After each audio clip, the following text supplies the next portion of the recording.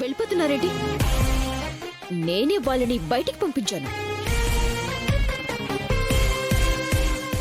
బయటికి పంపించాలి అని ఆసక్తి కాదు, ఆ శక్తి నీకుండాలి. ఇక్కడుంది భైరవి, ఆనంద భైరవి.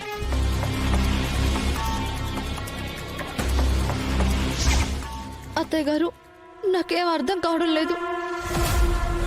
ఆయన ఇంకా నన్నెప్పటికీ భార్యగా స్వీకరించే అవకాశం లేదని నాకు స్పష్టంగా అర్థమవుతోంది.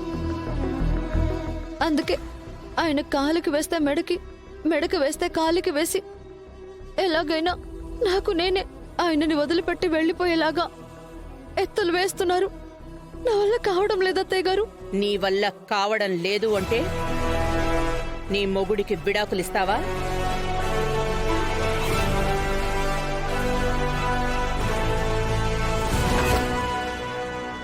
నా ప్రాణం వదిలేస్తాను, కానీ అంత పని చేయలేను.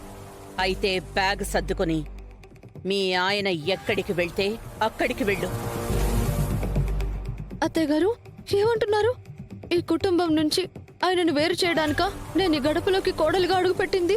నీ జీవితం చీకటి చేసుకోవడానికి కూడా కాదు కదమ్మా నువ్వు ఇంటి కోడలుగా వచ్చింది. అత్తయ్య గారు, ప్లీజ్ అండి.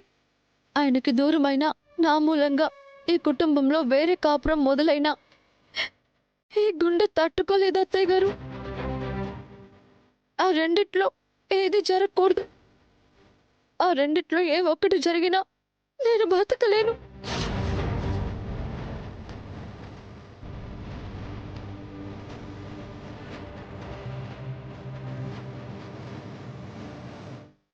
ఆ రెండిటిలో ఏదో ఒకటి జరిగినా కాదు, ఏ ఒక్కటి జరగదు. అలా జరిగితే ఇది ఆనంద కుటుంబం ఎలా అవుతుంది? మరి నన్ను బ్యాగ్ సర్దుకొని ఆయనతో వెళ్ళిపోమని అన్నారు కదా. ఇప్పుడు కూడా అదే అంటున్నాను, వెళ్ళు.